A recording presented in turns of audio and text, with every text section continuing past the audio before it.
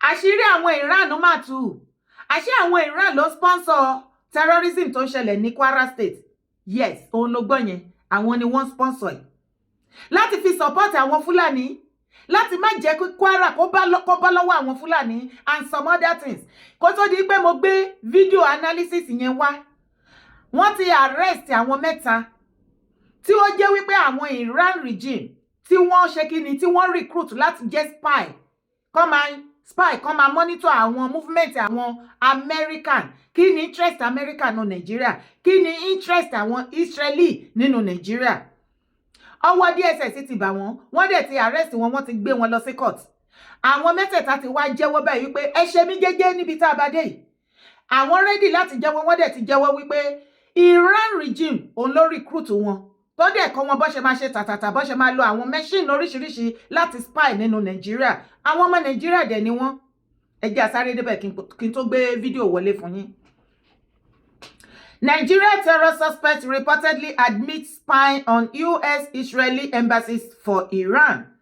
The Federal High Court in Abuja on Wednesday granted an accelerated hearing in the ongoing trial of 3 terror suspects accused of spying on American and Israeli embassies in Nigeria for certain individuals in Iran.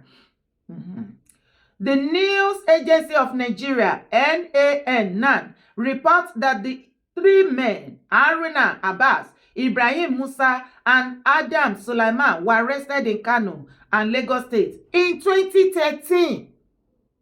Kẹ́mọ̀gbà tí wọ́n ti ń ní plan gbogbo attack oríṣiríṣi.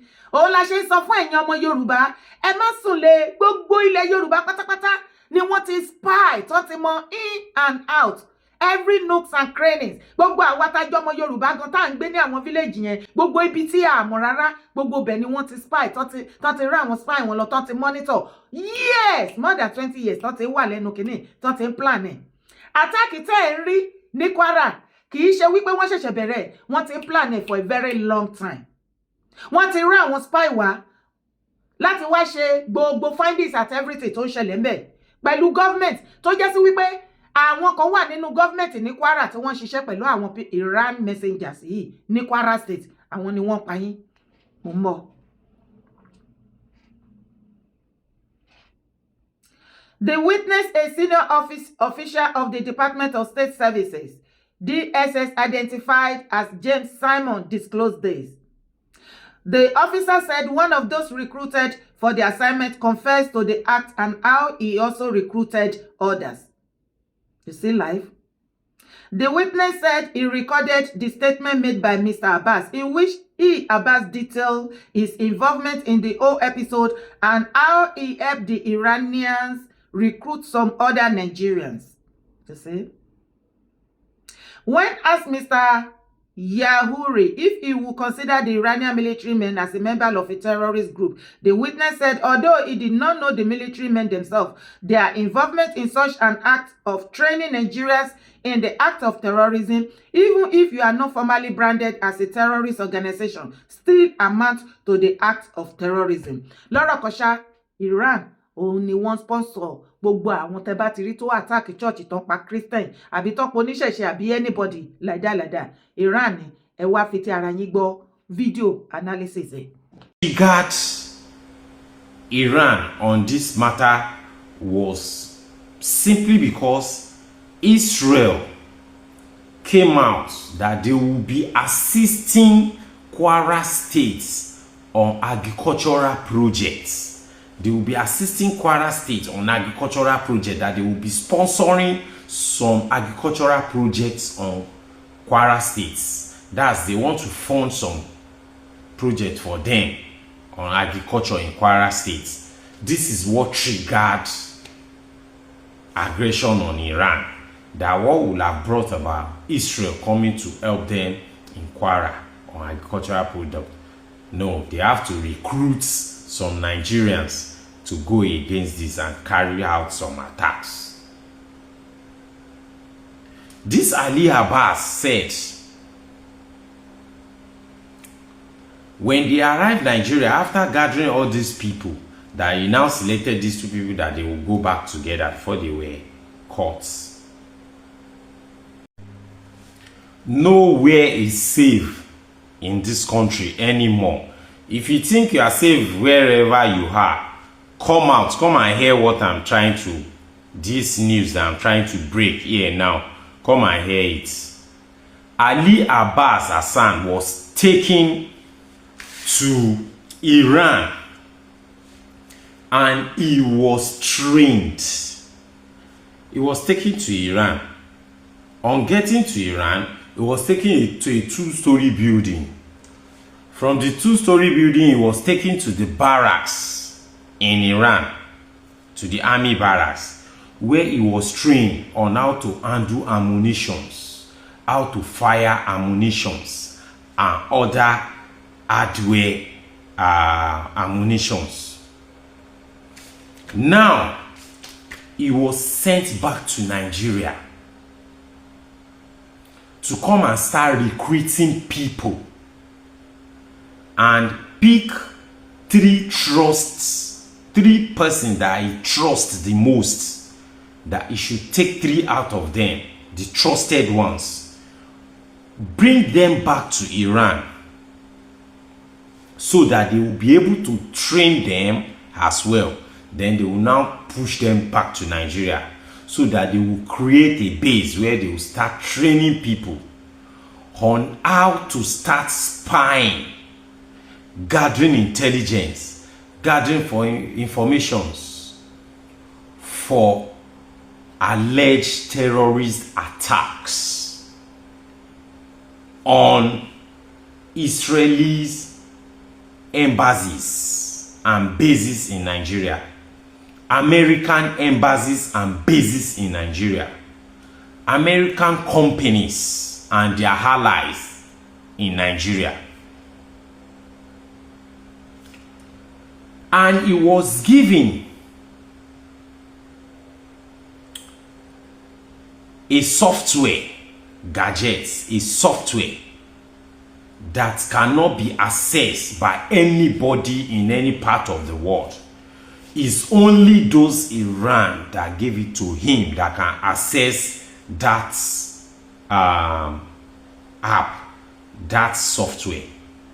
So this is the software they will be using to pass information, to communicate, to gather all these informations and be sending to them. On getting to Nigeria, he gathered these people and he selected 2 out of them that he will be taken back to Iran for further training on these terrorist attacks plans. While they were processing to travel down to Lebanon, they wanted to travel from Nigeria to Lebanon, then from Lebanon they will proceed to Iran, because you all know if they are to move from Nigeria directly to Iran, it will carry out a lot of interrogations and kind of security steps. So they were having plan of going to Lebanon. From Lebanon they will go to Iran. During this process, they were caught and arrested. The DSS now came out that the DSS now told the court that these people, they've confessed, and they've confessed everything to them, and even at the courts. Ṣé ti rí bó ṣe lọ? Ṣé gbọ́ àlàyé yẹn?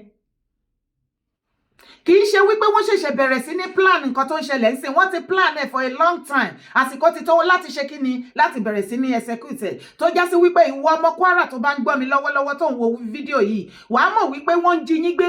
Kì í ṣe wípé wọ́n ṣẹ̀ṣẹ̀ bẹ̀rẹ̀, wọ́n ti ń jí yín gbé tipẹ́tipẹ́, ṣùgbọ́n nítorí wípé òye yín, ẹ̀yin rò wípé ọ̀rọ̀ ẹ̀sìn ẹ fi tẹ̀sìn sí, wípé ọmọ ìyá yín ni wọ́n, ẹ má fọwọ́ kàn wọ́n, kìnnìkan ẹ máa parí ẹ̀ tún bí ìnùbí ní gbogbo ìgbà tí ìṣẹ̀lẹ̀ ṣẹlẹ̀ ní Ìbàràpá Ìgangan, tí gbogbo Yorùbá nation tá à ń pariwo, tí ṣe Sunday Adéyẹmọ tán lọ rescue àwọn èèyàn wa ní Ìbàràpá àti ní Ìgangan bẹ́ẹ̀. ẹ̀yin jẹ́ kó yé gbogbo ọmọ Yorùbá tó kù wípé ká má bá yín dá sí o, ọmọ ìyá yín ni, tó já sí wípé ẹ mọ nǹkan tó ń ṣẹlẹ̀, ẹ wá wo situation tó dé bá yín nísìn, yálà ní òmù àrán ni àti ní ìfẹ́lódù, gbogbo eré abẹyẹn ẹ wo gbogbo bó ṣe di rádaràda. Tẹ́ bá farabalẹ̀ gbé analysis brother mi, wàá rí wípé wọ́n ní Israeli wọ́n fẹ́ partner pẹ̀lú Kwara State Government láti dá a very gigantic agricultural project sílẹ̀ ní Kwara State tí gbogbo wa tá máa jọ benefit from it. Very huge project, agricultural project tí àwọn governors wa tó ń receive owó tí wọ́n lè ṣe kíni, tí wọ́n lè invest nínú agriculture, tí àwọn nọ́dẹ́ náà ò bá gbé oúnjẹ wá, ebi á lu gbogbo Nàìjíríà pa àti pariwo. Àwọn Iran wá ń wò wípé what is going on here? Ṣé mọ̀ wípé àwọn Fúlàní ti claim Kwara wípé àwọn náà ní, tó bá nírọ́ ni lọ wo gbogbo ọ̀pọ̀lọpọ̀ àwọn ladies tó wà ní Ìlọrin, tó bá bí wọ́n wá sọ fún yín wípé Yorùbá náà máa fi dá ẹ lóhùn, pọ́nbélé Yorùbá kì í ṣe èdè fúfúdé Fúlàní.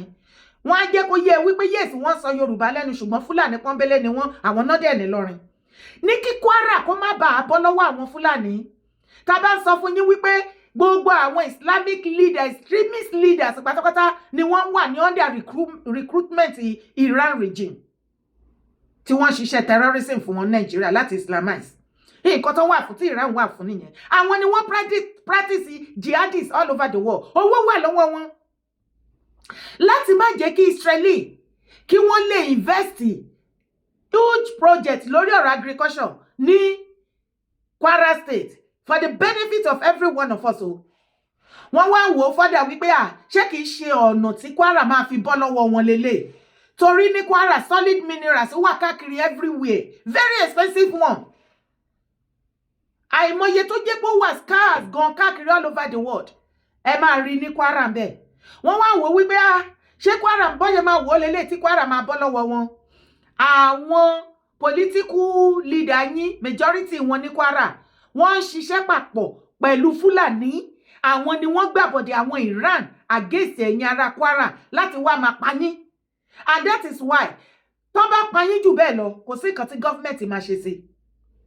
Wọ́n ti gbàbẹ̀ yẹn already. Kí Ọlọ́run kó ṣàánú fún wa bá ṣe lè rí bẹ́ẹ̀ gbà padà. Òun ni ọ̀rọ̀ tó wà ńlẹ̀. Èyí Greek wọn jẹ́ kó padà agriculture yẹn, project yẹn wọn jẹ́ kó come to limelight láíláí. Ìdí nìyẹn tó ṣe wá gbé àwọn spy, ẹ gbọ́ nísìn, ẹ ti gbọ́ bíbẹ̀, mo dẹ̀ tó ti kà fún yín. Àwọn mẹ́ta, ẹnìkan ni wọ́n kọ́kọ́ recruit láti Iran regime, ẹnìkan ni wọ́n kọ́kọ́ recruit.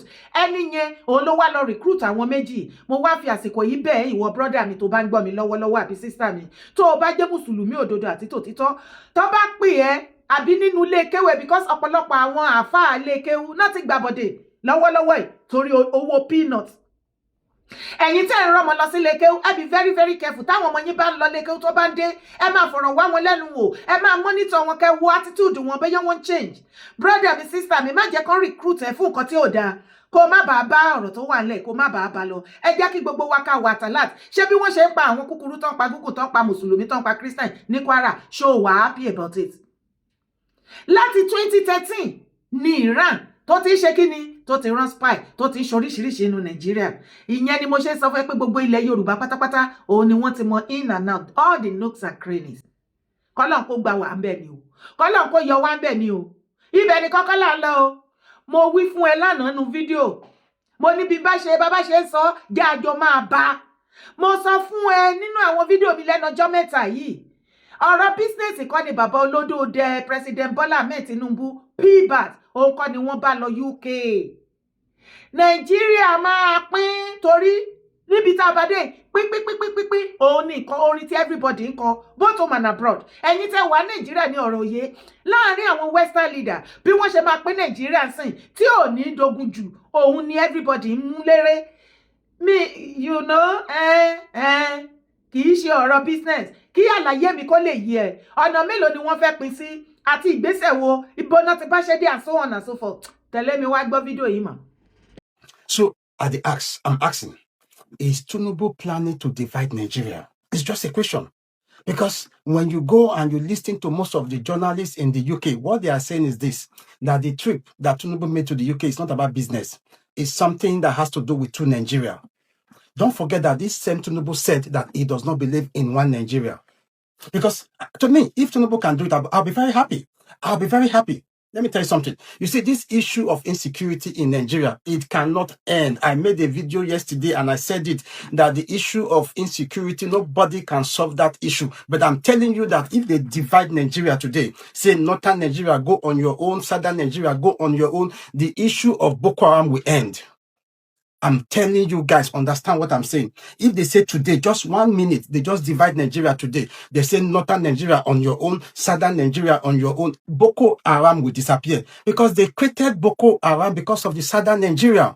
When the Northerners was ruling us as military head of state, there was nothing like Boko Haram. So it was in 1999 when Obasanjo came. Obasanjo is from the southern Nigeria. That was when this issue of Boko Haram started. But it was Jonathan's time. They really like showcase more of the Boko Haram. So what I'm saying is that the issue of Boko Haram, the issue of all these bandits that you see that is rampaging the whole places, the whole country, is because of the southern Nigeria. It's because of the southern Nigeria. That's why I'm saying that if they are able to divide the country into two, southern Nigeria, northern Nigeria, you will not hear anything like banditry in Nigeria anymore. You will not see it again because it will disappear. The northerners will not want to keep them because why are you keeping them? Why are you going to be keeping them? Because the reason why you created it, that reason is already gone. The country has already been divided. That's why I'm saying something. That's why I'm saying that is Tinubu planning to divide Nigeria? Because if Tinubu is actually planning to divide Nigeria, I'll be the number one most happiest person on earth. I'll be the most happiest person. I'm just asking because the trip to the UK, you get what Tinubu is trying to do. Because when you check the alliance that Tinubu is building, don't forget that Donald Trump, that was the time Donald Trump threatened Tinubu's government. But now Donald Trump does not threaten Tinubu's government anymore. Nobody knows the kind of arrangement that Tinubu and Trump has already reached. They've already made an agreement. Tinubu and because Trump does not say anything again. I saw one tweet yesterday. I thought that it was from Trump, but later they said it was fake when this bomb blast happened in Borno State. And just to me, I feel that God can use anybody. God can use your enemy to give you your miracles. God can use your rival to give you what you want. Yes, we might not really like love Tinubu. Who might not be our candidate. Then God can use anybody. If God is going to use Tinubu to give us this issue of, to Nigeria, I'm going to be very happy. Because people will be saying that, oh, there's something like to Nigeria. Let me tell you something. I've said it a couple of times. I've said it in the time past that the only way people can have their own country is first, they need to divide Nigeria into two. When they divide Nigeria into two, then from there, you cannot begin to say, okay, you want to create your own republic from that southern Nigeria. Say you want to get your own and it's not going to work. So that let's tell ourselves the truth now and tell yourself the truth sincerely. Tell me if deep down within you, you don't feel that Nigeria is too big of a country for one man to administer. Sincerely speaking, tell me if you don't feel that way. And sincerely speaking, no be opinion, no be waiting at it. Eba, ṣó ti rí bó ṣe ń lọ. Bàbá, ó ti pẹ́ tí mo ti ń fún yín ní idea yẹn. Wípé tí ẹ bá lè pín Nàìjíríà sí 6 geopolitical zone, bẹ́ẹ̀ ṣe ń sọ regionally or something. Bàbá ẹ gbé ìgbésẹ̀ ẹ jẹ́ ká pín Nàìjíríà sí 2. Ó máa help everybody. The best solution ní àsìkò tí gbogbo nǹkan gbóná láti gbà wá sílẹ̀ lọ́wọ́ àwọn Fúlàní. Ara nǹkan tó lè bójú Fúlàní jẹ́ tó lè gba agbára, tá withdraw agbára pátápátá lọ́wọ́ wọn, tá render wọn useless ní the whole of Nigeria nìyẹn. Tó o bá farabalẹ̀ pẹ̀lú àlàyé mi. Bàbá Tinubu, àwa dẹ̀ mọ̀ pé ìgbésẹ̀ ń lọ. Àti US, America, àti ìjọba UK, business kan ni bàbá bá lọ UK. Business is not a matter of business. Pé kíní kọ̀rọ̀ tó wà nílẹ̀ ti kọjá rádaràda. Bàbá gan nǹkan tí àwọn ò mọ̀ bàbá mọ̀ náà, you know náà bó ṣe lọ. Ó dẹ̀ mọ̀ yí pé bàbá Tinubu kò ní sọ̀rọ̀ síta. Àgbàlagbà ṣẹnu kodoro nítorí kó má bàa confuse wọn. Ìyẹn dẹ̀ ni the best ṣe mọ̀ wípé wọ́n ti kẹ́kọ̀ọ́ látara àwọn Late Awólọ́wọ̀, Late Abíọ́lá, oríṣiríṣi nǹkan àwọn bàbá Bọ́lá Ìgè. So ó wà lára nǹkan tó jẹ́ pé nǹkan tí President Bola Ahmed Tinubu máa ṣe inú ẹ̀ ló wà. Ọ̀ǹtì tó bá execute kíní yẹn. Bàbá, tẹ́ ẹ bá pín Nàìjíríà sí 2 tó já sí wípé northern part of Nigeria and southern part of Nigeria. Kì í ṣe wípé northern part of Nigeria and southern pé wọ́n wà lọ́ndà àwọn president o. Rárá, tẹ́ ẹ bá pín bẹ́ẹ̀ yẹn bíi ti South Africa, South Sudan and so on and so forth. Northern part of Nigeria, àìmọye àwọn tribe tó kóra wọn jọ ní northern part of Nigeria. Bàbá Tinubu, tẹ́ tó já wípé àwọn gangan náà ni population ní north kì í ṣe Fúlàní. Bàbá Tinubu dẹ̀ ti fún gbogbo wọn báyìí, ó ti là wọ́n lójú, ó ti fún wọn, ó ti mí sí wọn. Wọ́n mí fúkẹ́fúkẹ́ báyìí, wọ́n ti fún wọn ní voice. Tó o bá mọ bó ṣe ń lọ nísìn, wàá rí wípé àwọn Haúsá wọ́n ti ṣe kíni, wọ́n ti ń raise voice ju tàtẹ̀yìnwá lọ, wọ́n ti wà more vocal. Agbára ti gùn wọ́n. Yes, wọ́n ti ṣetán láti ṣe kíni, láti bẹ̀rẹ̀ ikú tó pa bàbá ńlá bàbá wọn lọ́wọ́ àwọn Fúlàní. Wọ́n dẹ̀ ti ń sọ nísìn, wọ́n ti ń campaign lóríṣiríṣi, wọ́n ti kóra wọn jọ wípé any Hausa person kò gbọ́dọ̀ ṣe kíni, kò gbọ́dọ̀ dìbò, kò gbọ́dọ̀ vote fún any Fúlàní political post kankan ní other part of Nigeria. Kì í wá ṣe Hausa nìkan, gbogbo every other tribe oníkálùkù yín ẹ unite pẹ̀lú àwọn Hausa, kí anybody any other tribe yàtọ̀ fún Fúlàní kẹ́ ẹ má ever dìbò, ẹ má support any Fúlàní political post kankan candidate ní other part of Nigeria mọ́. Because Fúlàní gogogo ní population tíntín ní báyìí ni wọ́n ń bímọ púpọ̀. Gbogbo population tí àwọn Fúlàní fi ń halẹ̀ mọ́ gbogbo yín ní south, àwọn kọ́nà ní. President Bola Ahmed Tinubu payback, ó ti fún àwọn other tribe, most especially Hausa people, ó ti fún wọn ní voice, ó ti fún wọn power, ó ti ta wọ́n jí, ó ti fún wọn lágbára. Àwọn náà ti stand on their feet. Ìyẹn tó bá pín Nigeria tí northern part of Nigeria, wọ́n á wá ṣe láàrin ara wọn, ẹni tó fẹ́ kó máa jẹ́ president wọn, bó bá ṣe máa ṣe wọ́n ní constitutional kíní tiwọn. Ní south tọ̀dọ̀ tiwa náà, láàrin tiwa, ìwọ náà mọ̀ náà, àìmọye àwọn tribe tó make southern part of Nigeria, not only we Yorubas. You understand? So, àwa ti south náà, wọ́n jókòó, wọ́n foríkorí, wọ́n fi àyà ṣẹ́sì ara wọn pé báwo la ṣe máa ṣe constitution, wọ́n gbé kalẹ̀. A dẹ̀ bẹ̀rẹ̀ sí ní ṣe election, wọ́n máa yan president, and this will give the Igbo people an opportunity to become a president in Nigeria. Kó tó di pé wọ́n discover, kó tó di pé wọ́n gba Biafra. Along the line nínú constitution wa, tó bá kọ́ ńgbà yẹn, náà ti máa wá fi sí pé any other tribe after so years tó bá jọ agree or bó bá ṣe fẹ́ wípé tó bá fẹ́ dá dúró ó lè dá dúró láì sí wàhálà, just a round table talk with referendum or any other way tí ò ní mú ikú dání. It's a good idea. Tí bàbá Tinubu bá lè gbé ìgbésẹ̀ lórí eléyìí lásán tó succeed ní ayé bí ayé bá ń jẹ́ ayé tí ayé ò máa jẹ́ ayé títí ayérayé, bàbá kò sẹ́ni tó máa gbàgbé yín ní the whole world. Ṣé rí èrè yín, wọ́n á máa fọwọ́ wò last nígbà tẹ́ bá dàgbà tẹ́ pẹ́ bí ti Mètúsẹ́là bá mi olódòdẹ. Ẹ ṣe yìí fún wa ká máa fi yangàn, plus ló máa jẹ́ fáwọn ọmọ Yorùbá in all over the world. A máa fi proud káàkiri ní forever and ever. A dẹ̀ ti rí bó ṣe ń lọ. Tó bá wá rí gbogbo UK visit, America àti many things, àwọn nǹkan tó ń ṣẹlẹ̀ ní underground ó ní mò ń bẹ́ fún ẹ. Ọ̀pọ̀lọpọ̀ ti mọ̀ pínpín yẹn ni nǹkan tó ń wà káàkiri in the western world gan pàápàá. Ẹ̀yin tẹ́kọ̀ wà nílẹ̀ yìí sọ pé kékìnìkan. Kò dẹ̀ sí nǹkan tá rí ṣe sí. Torí that is the only solution tí ó lè stop àwọn Fúlàní. Tí bàbá olódòdé bá lè ṣe yẹn lásán, ayé Fúlàní bàjẹ́ là nílẹ̀ Nàìjíríà nìyẹn. Kò ságbára kankan mọ́, ta ló fẹ́ máa ṣe gàràgàrà mọ́ lórí. So wàá kúrò ní northern part of Nigeria sí, wàá wá sí southern part of Nigeria, ó fẹ́ wá jẹ́ àwọn èèyàn gbé mẹ́. Ikú pa ẹ́ nìyẹn. Ọlọ́pàá gan tó máa sọ wípé ẹyọ torí kinní kan ká má fọwọ́ kàn torí wọ́n kí ló kàn wá pẹ̀lú, kò sí nǹkan tó ń jẹ́ wọ́n Nàìjíríà mọ́. Àlàáfíà adé, progress adé. Ìṣerere ọmọ Yorùbá, ọmọ kóòtù àjíire, ẹ wá rí rapidly tí bàbá Awólọ́wọ̀ fi ń develop ilẹ̀ Yorùbá, ẹ rí rapidly yẹn again. Ẹ rí unity and every other thing tó ti sọ nínú Nàìjíríà, torí ọ̀pọ̀lọpọ̀ máa lé Yorùbá, wọ́n sásá bẹ́ẹ̀ náà láti máa gbàbọ̀dẹ̀, láti máa ṣoríṣiríṣi, kò ní sí àyè àbọ̀dẹ̀ á reduce. Ibẹ̀ ni kọ́kọ́ là ń lọ, ẹ jẹ́ gbogbo ẹ̀yin ọmọ Ọ̀yọ́, gbogbo Ọ̀yọ́ state kí ló dé, kí ló ṣẹlẹ̀ lọ́yọ́ ẹ̀yin ọmọ Ọ̀yọ́ ẹ gbà mí. Ṣé ẹ wá ní good candidate kan tó gbádùn tó fẹ́ take over lẹ́yìn Mákindé ni? Because majority àwọn candidate yín tẹ́ fẹ́ jẹ governor next after governor Mákindé, èmi ọmọ kan tó ṣe wọ́n o. Ṣé ẹ ní better offer mọ́ ní Ọ̀yọ́ state ni? Ó Penkelemesi ọba olókùnkùn ọ̀fọ̀kùnkùn land. Penkelemesi wọlé dé ìmọ́lẹ̀ paradà. Penkelemesi tán fi ṣe minister for power àbí of power àbí for power ni. Àtijọ́ tó ti resume as a minister títí dìsín ogun ni. Ṣé yẹn ló fẹ́ dìbò? Ẹ wá gbọ́ ọ̀rọ̀ ẹnu Penkelemesi. ẹ wá gbọ́ àwọn nǹkan tí Penkelemesi tó ń sọ fún yín ipe tẹ́ bá yan òun sí orí ipò tó ń take over látọ̀dọ̀ Mákindé àwọn nǹkan tó ń fẹ́ ṣe fún yín ẹ wá fetí ara yín gbọ́ ẹ̀yin ọmọ Ọ̀yọ́.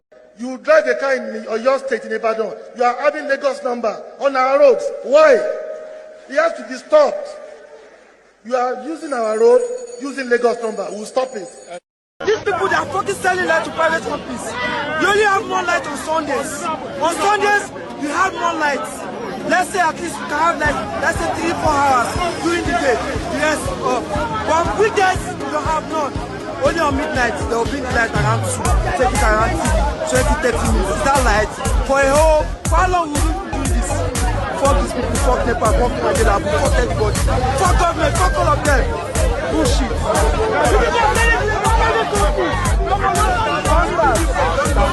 That's selling to private companies.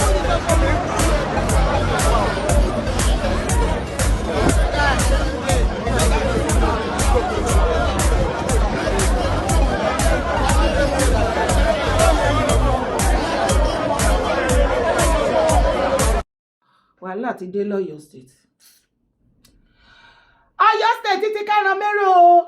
Ẹjọ́ ṣé wọ́n gbé Ọ̀yọ́ ṣépè ni? Láíláí wọn lè gbọ́ Ọ̀yọ́ ṣépè ilẹ̀ bàbá wa ni. Torí ó fẹ́ wá máa jọ bẹ́ẹ̀ ni mo ṣe béèrè ni o. Ẹ̀yin ọmọ Ọ̀yọ́ don't come for me o. Torí ẹ máa ń like ìjà gan ni. Àwọn nǹkan tó dé yẹ kẹ́ bá múra kankan sí ẹ ní lọ́bẹ̀. Èyí tí ò lórí tí ò nídìí lẹ máa ń lọ. Ṣẹ́yìn náà ráyè yín báyìí. Ẹ wo Penkelemesi ọba olókùnkùn ọ̀fọ̀kùnkùn fúnra ẹ̀. The only olókùnkùn ọ̀fọ̀kùnkùn land. Penkelemesi wọlé dé ìmọ́lẹ̀ parẹ́ òkùnkùn ẹ farahàn. Wọ́n ti ní Minister for Power ní Nàìjíríà.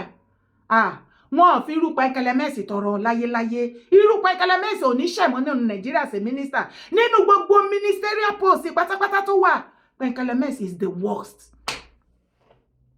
Ẹ̀yin Ọ̀yọ́, ẹ jẹ́ jí lójú oorun yín kẹ́ má fi ọ̀tẹ̀ àtàbòsí kẹ́ fi bá ilé ayé ara yín jẹ́. Ṣé bẹ́ẹ̀ rí oríṣiríṣi ogun tó ń jà yín ní Ọ̀yọ́ State ńbẹ̀? Penkelemesi ò rí nǹkan kan. Kí lẹ ti expect lọ́wọ́ ẹni tó jẹ́ wípé òkùnkùn ni, ẹ̀mí òkùnkùn gbénú ẹ̀. Ẹni òkùnkùn ní Penkelemesi kò ní anything good to offer anybody or anywhere. Tó bá jẹ́ pé ó ní anything good tó ní ìgbésí ayé rere tó fẹ́ offer yín as a governor tó bá become your Ọ̀yọ́ State governor ni ẹ ti máa rí fìrìfìrì as a minister for power. Ẹ̀yin Yorùbá lẹ́dẹ̀ lọ́tẹ̀bọ̀ ẹni Sunday tó bá máa san ni ìgbà wo la ti rí fìrìfìrì ẹ̀ Friday even Thursday gan ẹ ti ń rí. Ìwọ̀nba tẹ́ ẹ rí tí Penkelemesi ṣe nínú as a minister of power kí ni tracy sì tẹ́ rí bẹ́ẹ̀ pé tó bá become Ọ̀yọ́ State governor next Ọ̀yọ́ State governor Ọ̀yọ́ ò ti ṣorí burúkú ó yá sọ fún mi. Insecurity wà bẹ́ẹ̀ tó ń pa yín ló ń gbé o. Orí yẹn lẹ̀ o. Ṣó sọ̀rọ̀ lọ́bẹ̀. Ẹ̀yin náà gbọ́rọ̀ burúkú lẹ́nu ẹyẹ Penkelemesi. Nǹkan máa ṣe lọ́yọ̀ọ́ o. Ṣé kò sí olóríire candidate mọ́ bẹ́ẹ̀ ni? Kí Penkelemesi máa sọ wípé ẹ̀yin ọmọ Ọ̀yọ́ tẹ́ bá dìbò fóun. Ṣọ́rọ̀ pé ẹ̀ lórí ẹ̀ lọ́pọlọ tẹ́lẹ̀ ro ni. Ẹ máa gbọ́rọ̀ burúkú lẹ́nu ẹyẹ tóun bá become the next Ọ̀yọ́ State governor. Gbogbo plate number everybody tó ń drive wọ Ọ̀yọ́ State. Tí ó ń lo plate number bòmí bóyá bí Ondo, Èkìtì, Ọ̀ṣun, Ògùn, Lagos àti northern part of Nigeria and the rest of southern part of south Kinewa. Ipe gbogbo wọn yẹn o, òun ò ní jẹ́ kán wọ Ọ̀yọ́ State. Àfìgbà tí Penkelemesi ti isolate yín. Ebi apá, ẹ̀mí yín á fẹ́ bọ̀. Ó ní gbogbo plate number tí ò bá ti ṣe tọmọ Ìbàdàn mọ́tò wọn ò gbúdọ̀ wọ Ọ̀yọ́ State ṣé ti rí pé ogun ló fẹ́ wá kọjá yín kò ní kí Fúlàní má pa yín tán o. Àbí báwo ni state ṣe máa develop àbí orílẹ̀-èdè ṣe máa develop láì welcome other people. So tó jẹ́ sí wípé ẹ̀yin ọmọ Ọ̀yọ́ nìkan ẹ̀yin nìkan lẹ máa wà nínú Ọ̀yọ́ ńbẹ̀. Gbogbo àwa tá a jọ jẹ́ South àbí tá a jọ jẹ́ ọmọ Yorùbá tó kù tí a kì í ṣe ọmọ Ọ̀yọ́ tán wá ṣe bísínẹ́sì trade by barter tí gbogbo ẹ̀ fi ń dùn yùngbà lọ́yọ̀ọ́ tí gbogbo ẹ̀ fi ń lọ bó ṣe yẹ kó ṣe lọ normally ó ní gbogbo wọn lòun máa stop kò ní sí nǹkankan tó máa kó wọ Ọ̀yọ́ kò dẹ̀ ní sí nǹkankan tó máa kó ná Ọ̀yọ́ tá kó jáde ẹjọ́ ńgbà tó bá stop gbogbo àwọn other people tí wọ́n ń ṣọmọ Ọ̀yọ́ kó má drive kó má wá patronize kó má wá ra ọjà kó má wá gbé ńbẹ̀ kó má bá yín ṣe business kó má ṣe anything ìgbà mélòó ni economic Ọ̀yọ́ tó fi máa dojú délẹ̀ pín ẹbí á yọ ìfun yín. ẹ ti ẹ̀ wá ọmọ Ọ̀yọ́ ṣé kìí ṣe pé nǹkan míì ti wà ní ọ̀rọ̀ next candidate yín as a governor ní Ọ̀yọ́ state because gbogbo candidate tó ń jáde tán láwọn fẹ́ gbapò lẹ́yìn Mákindé gbogbo nǹkan tó ń promise yín ó ń bà mí lẹ́rù fún yín ni ò àánú yín ṣe mí tèmi ṣọlọ́run àbẹ́yìn ò rí ni ẹ̀yin ọmọ Ọ̀yọ́ state èyí tó bá yẹ kẹ́ rí ẹ̀ kí ń rí ọ̀tẹ̀ ò dáa tí ò bá wá jẹ́ bẹ́ẹ̀ nínú candidate tó lóun máa take over táwọn tó bá fóun láyè tó òun jẹ governor ó lọ ó dọ̀dọ̀ àwọn wo ó dọ̀dọ̀ àwọn Fúlàní nínú village ó ní kán dìbò fóun tó bá ti dìbò ń promise wọn pé ṣàríà lọ òun máa fún wọn òun á dẹ̀ kó wọn wá sí inú ìlú láàrin ìlú kan lè máa jí yín gbé wọn kọ̀ọ̀kan lẹ̀kùn ni wàá fowó ara ẹ̀ sílẹ̀kùn wọn á dẹ̀ pa ẹ́ èyí tó bá fẹ́ kó lọ wọn á kó lọ torí ó ti ń ṣẹlẹ̀ ní òmù àrùn báyìí wọn náà kàn ń wọlé wọn ń kó àwọn èèyàn ni you see kò dẹ̀ sí nǹkan tó máa tẹ̀yìn ẹ̀ jáde ibẹ̀ náà la tún ti rí another candidate tó tún sọ wípé ṣàríà ìlò náà tún promise yín okay Penkelemesi ẹ tún wọ nǹkan tó promise yín ogun ti jà lọ́yọ̀ọ́ tó ẹ̀yin ọmọ Ọ̀yọ́ ẹ pẹ̀lẹ́ o ẹ kú ti yín o kí ló dé bá yín kí ló ṣẹlẹ̀ mo ní kí pè yín ni o ká lè tètè mọ nǹkan tó yẹ ká pàpérò sí o orúkọ tèmi ò yípadà Ìyèdárakò Owó ni mò ń jẹ́ má gbàgbé láti bá mi share ètò yìí má sì gbàgbé láti ṣe kíni láti bá mi drop comment ẹ bá mi like God bless you as you do so bye for now.